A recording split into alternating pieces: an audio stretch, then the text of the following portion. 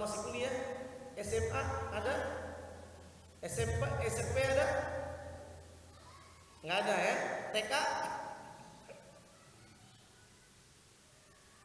Jadi kalau adik-adik nanti suatu saat biar dapat pekerjaan itu harus rajin silaturahim.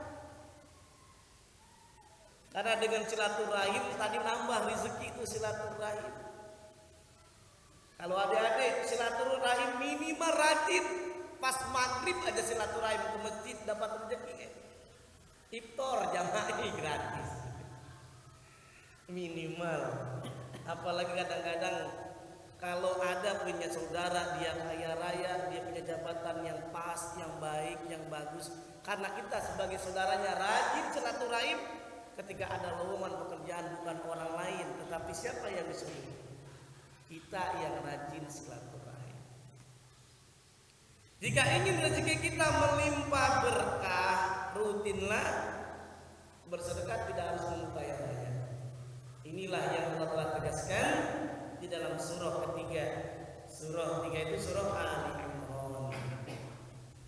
Apa resep kita bisa mendapatkan surga dan memperoleh predikat sebagai orang yang bertakwa, sebagaimana tujuan puasa? La'allakum tattaqun. Agar kita bertakwa, diantaranya apa? Alladzina yunfiquna fis-sarra'i wad-dharra. Kita harus rajin infak, sedekah, tidak harus nunggu kaya raya. Dalam keadaan kaya sangat dianjurkan, dalam keadaan miskin sangat dianjurkan. Bahkan dalam firman yang lainnya, ayat yang lainnya Allah telah menegaskan, barang siapa memiliki rezeki yang sedikit sempit, bisnisnya nggak pernah gol-gol, orderannya nggak berhasil, maka perbanyak bersedekah. Wa man qudira alaihi rizqu falyunfiq mimma ataahu. Ini sebetulnya saya mohon maaf nih hadirin hadirat, suara saya salah-salah becek karena ini maklum Ramadan muter-muter ya. Kemarin habis dari Blok M, malamnya subuh di masjid di Menteng Atas Masjid Al-Mujahidin, pagi Masjid As-Sajidin. Ini kemudian nanti sore di Jombang di pengajian. Jadi mohon doanya biar sehat walafiat, biar manfaat ilmu kita semuanya. Amin ya rabbal. Hadirin yang dimuliakan oleh Allah Subhanahu wa taala, yang berikutnya adalah jika ingin rezeki kita melimpah berkah, lagi-lagi rutinlah bersedekah yang dicontohkan oleh sahabat Abdurrahman bin Auf. Sahabat Abdurrahman bin Auf awalnya miskin, awalnya kere, tetapi bisa menjadi kaya raya. Apa resepnya? Resepnya ternyata karena Abdurrahman bin Auf rajin bersedekah. Bahkan dijamin oleh Allah Subhanahu wa taala salah seorang sahabat yang dijamin masuk surga. Coba kita lihat, kita tengok berapa sih Abdurrahman bin Auf sedekahnya. Awalnya nggak punya pekerjaan, dia ngangkat itu jadi tukang kuli. Tukang kuli tahu tukang kuli? Bisa sebirin, tukang kuli angkut barang. Tukang angkut barang dapat rezeki, dikumpulkan, akhirnya berdagang, mikirnya akhirnya jadi kaya raya. Ternyata dalam riwayat dinyatakan sedekahnya sahabat Abdurrahman bin Auf itu kurang lebih 50.000 dinar. Sekarang pertanyaannya, 1 dinar itu kalau pakai emas, dinar itu emas ya, 1 dinar kurang lebih 4,25 gram emas. Satu 1 gram emas berapa harganya? 500.000 lah apa ya? Nah, 500.000. Berarti kalau 1 dinar 500 dikali 4,25 gram emas, 1 dinar kurang lebih 2.125.000. Kalau kita hitung luar biasa itu. 50 dinar, 1000 dinar dikali 4,25 gram emas kurang lebih 212.000 sekian gram emas, 200 ribuan. Itu sedekah. Kalau pakai dirupiahkan kurang lebih 106 miliar. luar biasa, seolah-olah hartanya berkurang padahal bertambah, baltasdat bertambah. Jika kita ingin rezeki kita sebanyak pengusaha, yuk kita latih kita. Rajinlah sholat duha. Jika ingin rezeki kita berlipat ganda, jangan lupa kita bakti sama bunda, minta doa bunda. Nah ini masih ada ini yang belum menikah kan ya. Jika ingin rezekinya bertambah dan berkah, segeralah menikah. Ini nikah kan ini Pak, itu ibadah yang paling hebat, yang paling nikmat. Karena ibadah yang paling nikmat akhirnya banyak yang bernambah.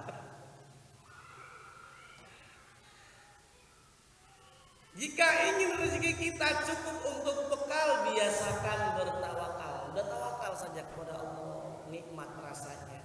Yang terakhir dalam kata mutiara ini, jika ingin rezeki kita atraktif dan efektif, biasakan berpikiran positif, baik sangka, karena Allah sesuai dengan prasangka kita. Ana inda zonni abdi bi, saya sesuai dengan prasangka hamba. Ini yang dikatakan oleh Rasulullah, bahwa itulah yang dinyatakan bahwa firman Allah Subhanahu wa taala.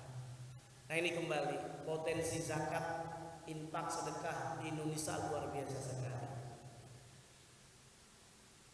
Dalam catatan yang dilakukan oleh Bajnas, kemudian Fakultas Ekonomi Manajemen IPB, ternyata kurang lebih zakat, infak, sedekah dan wakaf itu terkumpul kurang lebih potensinya 217 triliun.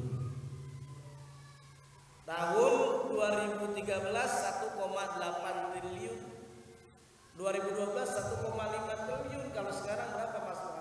2,2 ya? Apa 2, berapa? Hampir nggak sampai 3 triliun. Berarti kalau kita bandingkan bahwa zakat yang dikumpulkan sekarang dengan potensi berapa persen kira-kira? Ada nggak 2%? Nggak sampai kan? 217 triliun, sekarang 2,2 triliun baru dikumpulin. 2013 berapa kira-kira moderator? Sama enggak? 1%. Pertanyaannya, kenapa potensi zakat belum terkumpul? Ada penyebabnya. Di antaranya adalah pemahaman kita, pemahaman masyarakat, pemahaman umat Islam pada umumnya menyatakan kalau bicara zakat hanya di bulan Ramadan saja. Zakat hanya zakat fitrah saja. Padahal masih banyak zakat-zakat yang lain yang wajib kita tunaikan. Kalau seandainya tadi digerakkan, gak usah sampai zakat-zakat lah, infak sedekah saja itu kalau rutin. Ini masjid lagi mau bangun, kalau memang serius masyarakat per hari bayar itu rutin iuran 1.000 rupiah bisa bangun 5 lantai. Itu sebagaimana dicontohkan Bajnas 2 miliar itu. Dari mana? Infak 1.000 rupiah. Ini potensi yang luar biasa. Ini banyak sebetulnya yang mengatakan potensi, ada yang menyatakan 7 triliun, 4 triliun dan lain sebagainya. Nah kalau zakat fitrah yaitu luar biasa. Kalau dulu 15.000, kalau sekarang ini bisa 25.000 nih. Karena satu so itu kurang lebih 2,5 kilogram. Kalau 2,5 kilogram ya kali 10.000 berarti 25.000 ya. Kalau kita pakai liter berarti 3,5 liter. Pakai beras yang berapa duit bang? 7.000 berarti 7.000 dikali 3 21.000. Nah kalau 8.000 lagi kan? Yaitu sesuai yang dimakan. Ada yang 6.000 beras tapi pakainya pakai kutu itu. Nah 7.000 21.000 tambah 3.500 ya sama, hampir sama, kurang lebih berapa, 25.000 rupiah. Ini yang bisa sederhana. Ini dulu aja potensi 15.000, berarti tinggal disesuaikan aja nih 25.000 dikali ada 80% penduduk muslim. Kalau kata Bung Roma Irama 135 juta udah naik. Ya kan? Bukan lagi 135 juta. Indonesia kan kaya raya. Luar biasa, bukan hanya penduduknya banyak. Indonesia ini kaya raya. Apa bedanya? Apa diantaranya kaya rayanya? Kepulauannya aja banyak sekali, Pak. Pulau lebih Indonesia kepulauannya itu ada 17.000 pulau. Itu belum ditambah Pulau Gadung, Pulau Gebang, Pulau Mas. Banyak sekali modelnya. Nah ini bisa kita lihat 80% ya kurang lebih. Ini berapa nolnya? 1, 2, 3. Berapa ini Mas Pras? 2 miliar atau 2 triliun nih? 2 miliar. 2 miliar rupiah infak, hampir 19 miliar dan sebagainya, wakaf tunai dan seterusnya. Jadi catatan yang sederhana ini tadi 217 triliun.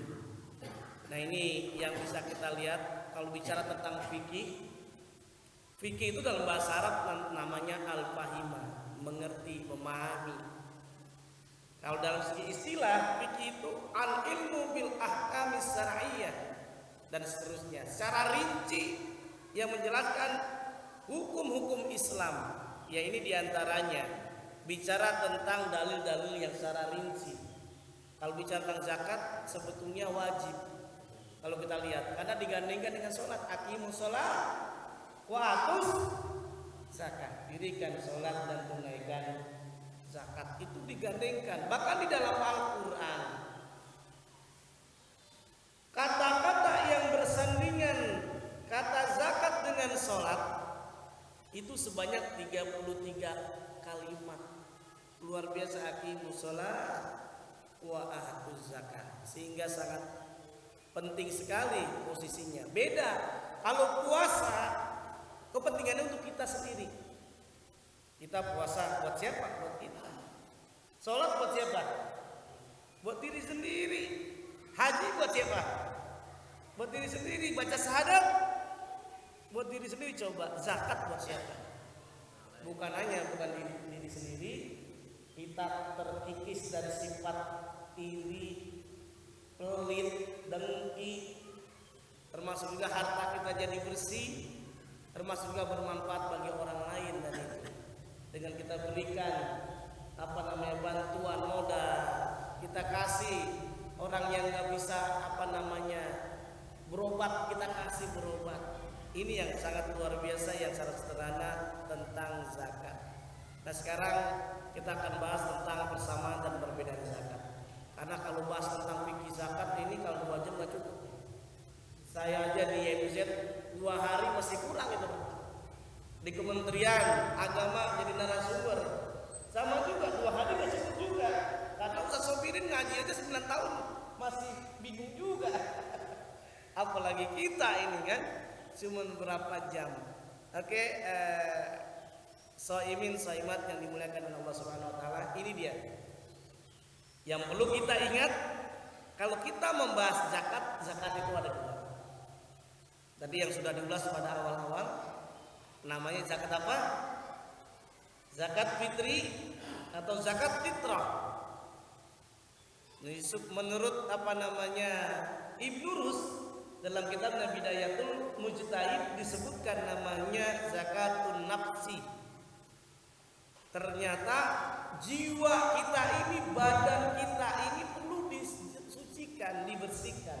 Yang namanya zakat fitrah itu dari tadi kita habis puasa, biar nanti Idul Fitri kita sucikan ini jiwa kita, badan kita. Nah ini dia pelaksanaannya kalau bicara tentang zakat fitri. Iya benar, di bulan